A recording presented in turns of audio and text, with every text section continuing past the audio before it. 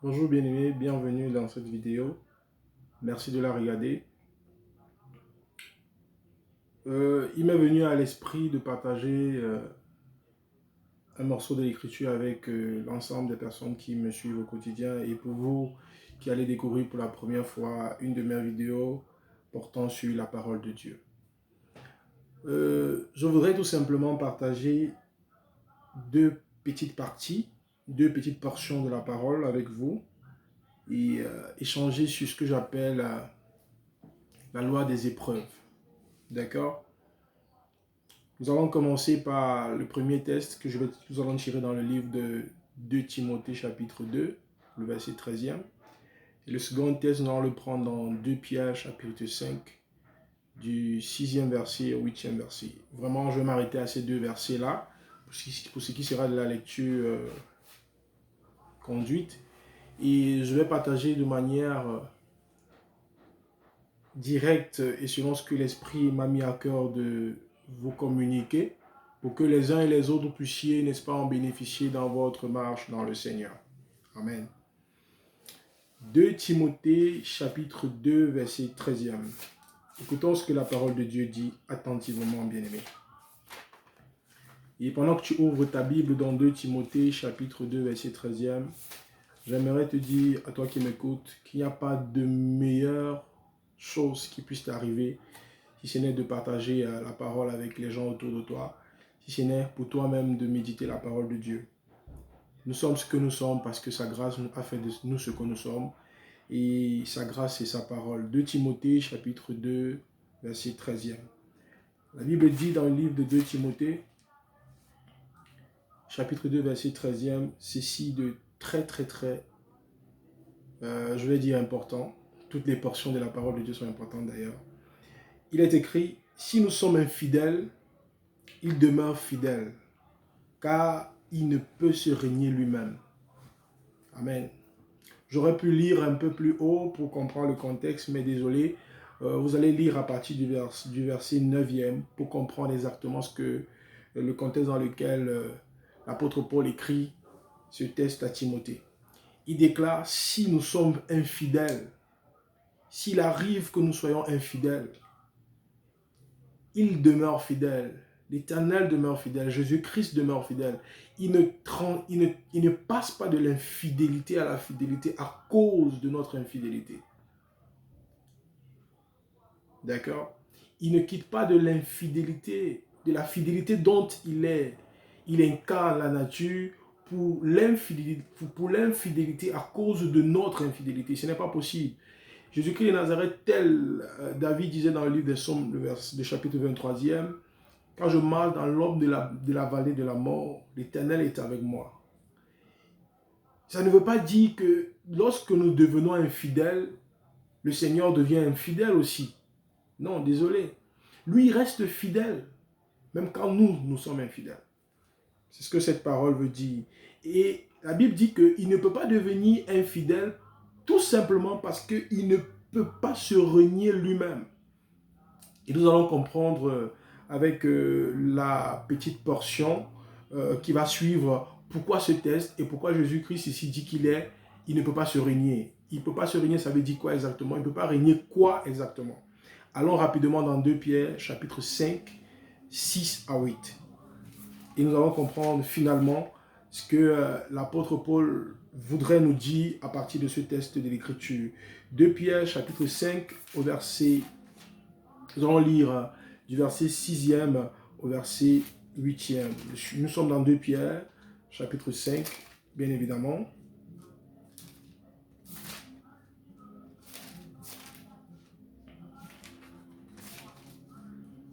Désolé, je vais dire 1 Pierre, chapitre 5, le premier épître de Pierre, chapitre 5, verset 6e.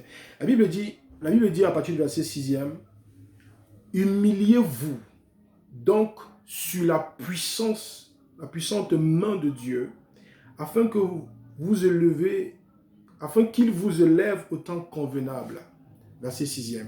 Je le répète s'il vous plaît. « Humiliez-vous donc sous la puissante main de Dieu, afin qu'il vous élève au temps convenable. » Verset 7e. « Et déchargez-vous sur lui déchargez-vous sur lui de tous vos soucis. Très, très, très important le thème soucis, vraiment. La version française, pour une fois, m'intéresse parce que là, il y a un thème qui ressort de manière plus claire. Déchargez-vous sur lui de tous vos soucis, car lui-même prend soin de vous. Alléluia. Car lui-même prend soin de vous. Verset 8e pour terminer. Soyez sobres, veillez. Votre adversaire, le diable, rôde comme un lion rugissant, cherchant qui dévorer. Alléluia. J'aime ce test, je l'aime tellement.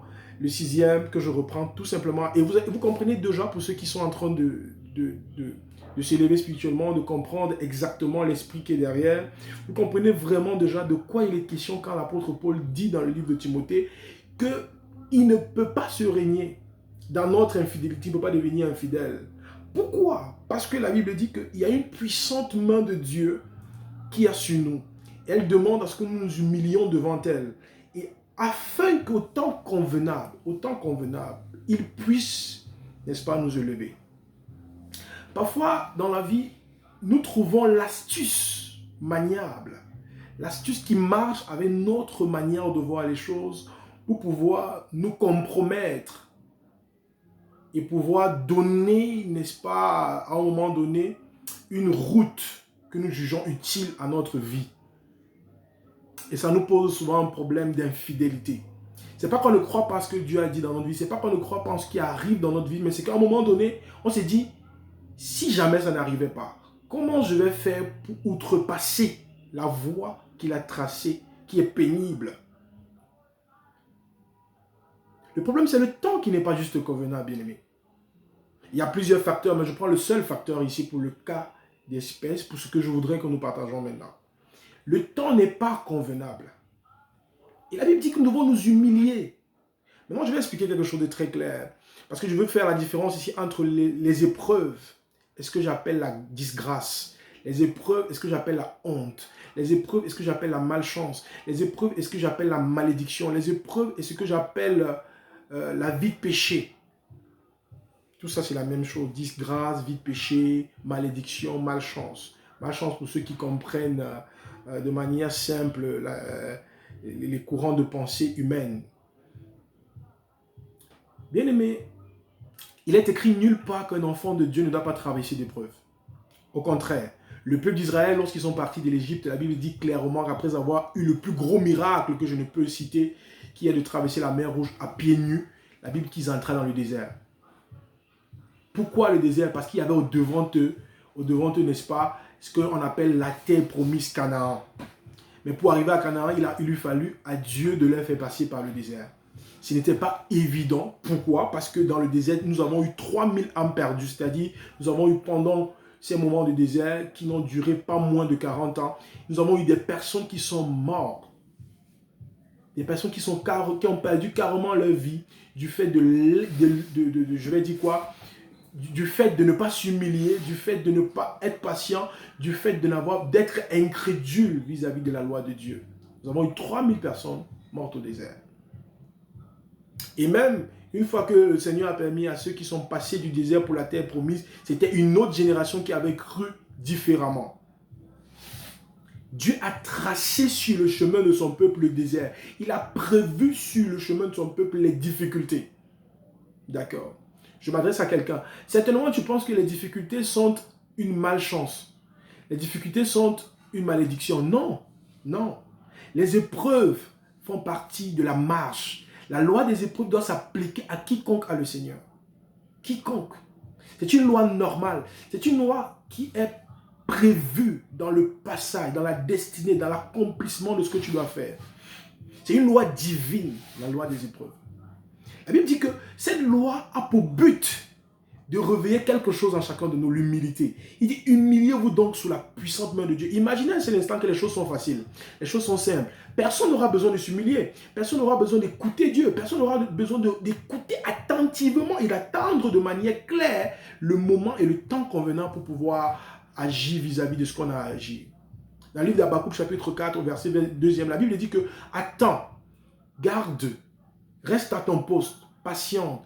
La prophétie dont j'ai prophétisé, dit le prophète, va s'accomplir. Ne quitte pas ton poste. Elle tarde, certes, mais elle s'accomplira, dit l'Éternel dans le livre d'Habakkuk. Et Habakkuk est l'un des prophètes les plus contextualisés dans la grâce actuellement. Amen. Mais ne confonds pas l'épreuve à la disgrâce. Il y a des enfants de Dieu qui se disent que pendant qu'ils sont dans les épreuves, ils ne méritent pas ces épreuves. Qui es-tu? Mais l'or sale n'est pas de l'or réellement. Il faut l'épurer. Question de sortir sa splendeur. Où est-ce que tu veux aller? C'est quoi ta vision? C'est quoi la destinée que Dieu t'a donnée? Je te promets, tu vas traverser des épreuves dans le but de t'épurer. La Bible dit plus tard que le fer aiguise le fer dans le livre d'Ecclésiaste. Dans le livre de Proverbes, la Bible répète encore en disant que le cœur de l'homme s'incline vers les pensées d'un autre homme. Ça veut dire qu'il est important pour nous, bien-aimés, de comprendre notre dimension physique et notre dimension que j'appelle psycho-émotionnelle et voire spirituelle, qui est forcément rattachée à notre âme. Notre âme, bien-aimée, n'est pas forcément impactée par les choses extérieures. Non, pas forcément. C'est l'impression qu'on a tout le temps. Quand tu es blessé dans ta chair, quand tu es malade dans ta chair, tu as l'impression que ton âme est malade. Non, je suis désolé. Ce n'est pas toujours ça. Mais le contraire est possible. Si tu es mal dans ton âme, forcément, tu vivras ça dans ton corps. Le plus important, ce n'est pas ce qui est à l'extérieur de nous. C'est ce qui est à l'intérieur de nous. On peut changer ta coque, mais le plus important, ta valeur ne réside pas dans ta coque. Ta valeur ne réside pas dans ton enveloppe. Ta valeur réside dans ton intérieur. The inner body. Your inner. What is inside you is better. Ce qui est à l'intérieur de chacun de nous est mieux que ce qui est à l'extérieur. Notre nature réelle n'est pas extérieure, notre nature réelle est intérieure. Voilà pourquoi la Bible dit dans le livre de Jean chapitre 20 que lorsque l'Esprit de Dieu partait, lorsque le Seigneur Jésus-Christ partait, il souffla à l'intérieur de l'Esprit de l'Éternel.